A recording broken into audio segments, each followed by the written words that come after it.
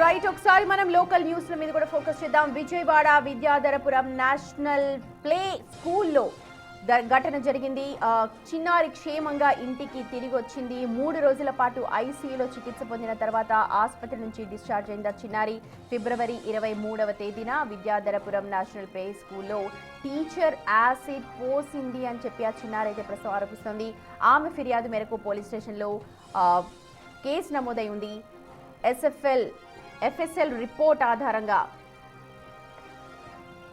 Case నమోదు చేయనున్నారు. చిన్నారి తల్లి ప్రస్తుతం నేషనల్ ప్లే స్కూల్ పై చర్యలు తీసుకోవాలని డిమాండ్ చేస్తోంది. అంతేకాదు కెమికల్ యాసిడ్ కలిసింది అనంటూ డాక్టర్లు చెప్పారని కూడా చిన్నారి తల్లి చెప్తోంది. వెళ్ళేపాటికి మా అక్క ఒళ్ళంతా నురగ రాసుకొని ఉందండి సార్. పాప నురగ రాసుకొని ఉంటే ఇంకా మా అక్క 2 చెంబులు నీళ్ళు పోసేసి ఇంటికి తీసుకొచ్చేసింది. సో ఇంటికి తీసుకొచ్చిన తర్వాత ఈ గెడ్డం ఏదైతే ఉందో ఇదంతా పగిలిపోయి ఈ చంపంతా వాసిపోయింది సార్.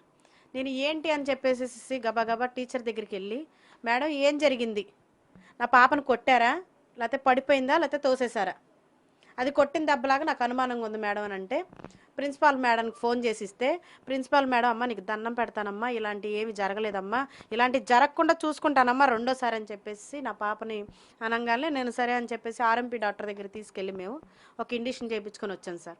వచ్చిన తర్వాత ఎప్పుడైతే పాపకి గౌన్ ఇప్పేసి మా అమ్మ చూడడం జరిగిందో అసలు చూస్తే నేను చూడలేకపోయాను సార్. చాలా అంటే చాలా క్రూరంగా ఎక్కడైతే మన ప్రైవేట్ పార్ట్ ఉంటుందో మొత్తం అసలు లేయర్ మొత్తం కాలిపోయింది సార్. లోపల బయట అసలు చాలా అంటే చాలా. మామూలుగా ఒక కెమికల్ అనే చెప్పారు, అందులో యాసిడ్ కలిసిందనే చెప్పారు సార్. మాకు పాపకు 6 months పట్టిద్దంట సార్ అది తగ్గడానికి. ఉంటే కనుక పాప బాడీలో ఒక లేయర్ అనేది తీసి అక్కడ ట్రీట్మెంట్ అనేది చేస్తామనేసి మాట్లాడారు సార్. ఎమ్మెల్సీ కేసు జరగడంతో అసలుకి ఇక్కడ ఈ ప్రిన్సిపాల్ ఎవరైతే ఉన్నారో చాలా హంగామా చేసేసో, నీ కూతురికి నేను బిల్ ఎందుకు కట్టాలి, మా పరువు పోయింది మీ వల్ల, ప్రతి ఒక్కరు మమ్మల్ని అడగడమే అని ఎవరైతే ప్రిన్సిపాల్ భర్త సాంబశివరావు అని ఆయన ఉన్నారో ఆయన నాతో చాలా ర్యాష్గా మాట్లాడారు సార్. మామూలుగా మేము కట్టము, మీరు ఏదైనా ఉంటే పోలీస్ స్టేషన్కి రండి చూసుకుందామని. నా కూతురు చావు బతుకుల మధ్యలో ఉంటే అంత క్రూరంగా మాట్లాడాడు సార్. అంత క్రూరంగా మాట్లాడితే నేను అప్పటికప్పుడు డిశ్చార్జ్ చేసినప్పుడు పాపని ఎస్సీ మేడంతో చెప్పి డిశ్చార్జ్ చేయించుకోవాల్సిన పరిస్థితి వచ్చింది సార్. నన్ను అంత దాకా ఎందుకు తీసుకొచ్చారు? న్యాయం జరగాలని నేను కోరుకుంటున్నాను. అది ఆ స్కూల్ కూడా ఉండకూడదు సార్. డీసీపీ అనే ఆమె సరితా మేడం సార్, ఆమె వాళ్ళ అక్క అంట సార్. ఆమె మా అక్క ఉంది, ఏదైనా సరే మమ్మల్ని మాత్రం బయటకు లాగితే ఊరుకోము అది ఇది అని చెప్పేసి ఆమె ఫోటో మాకు చూపించింది సార్. ప్రిన్సిపాల్ ఎవరైతే ఉన్నారో ఆమె చూపించింది. నాకు ఇక్కడ భవానీపురం ఆఫీస్ సిఏ గారి దగ్గర న్యాయం జరగకపోతే నేను సార్ సరితా మేడం కలవడానికి వెళ్ళాను సార్. ఎర్రటి ఎండలో నేను తీసుకున్న పాపను వెళ్తే నేను మాట్లాడానమ్మా, మేము మాట్లాడతాం, నీకేం కావాలి, న్యాయం అంటే ఏంటి అని 10 సార్లు మామూలుగా అడిగి వెళ్ళిపోండి అమ్మా నేను మాట్లాడతానని. కనీసం ఏంటమ్మా ఎలా ఉంది పాప, జరిగిందమ్మా రండమ్మా కూర్చోండి, అసలు అలాంటిది ఏదీ లేదు సార్. నా పాపకు అనేది ఏమీ లేదు. నా పాపకు న్యాయం చేయాలని నేను కోరుకున్నాను. వెళ్ళేపాటికి మా అక్క ఒళ్ళంతా నురగ రాసుకొని ఉందండి సార్ పాప. ప్రతినిధి నరసింహ ఉన్నారు అప్డేట్స్ అందించడానికి. నరసింహ, నిజంగా చాలా విషాదకరమైన విషయం. ఎందుకంటే తల్లి చెప్తూ ఉంటే నిజంగా చాలా బాధ కలుగుతోంది. 6 నెలలు పడుతుంది పాపకి అని చెప్పి అంటున్నారు. ప్రస్తుతం పాప సేఫ్గా ఉన్నప్పటికీ కూడా దీనిపైన స్కూల్ నుంచి ఎటువంటి రెస్పాన్స్ వస్తుంది, పోలీసులు ఏం చెప్తున్నారు?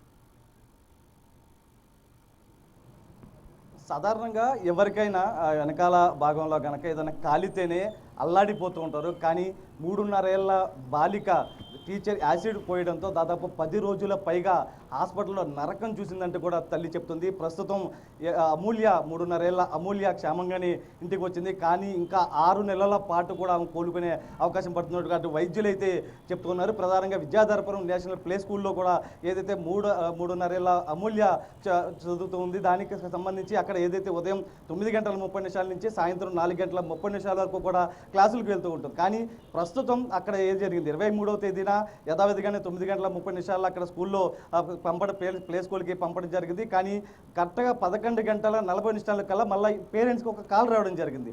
మీ పిల్ల ఇక్కడ ఉంది, మీరు వచ్చేటప్పుడు ఒక జత బట్టలు తీసుకురండి అని చెప్పే నేపథ్యంలో తల్లి వాళ్ళ అక్కని అక్కడ పంపించారు. కానీ అనూహ్యంగా అక్కడ ఆ పిల్ల పైన ఒక గడ్డం మీద ఒక దెబ్బ ఉంది.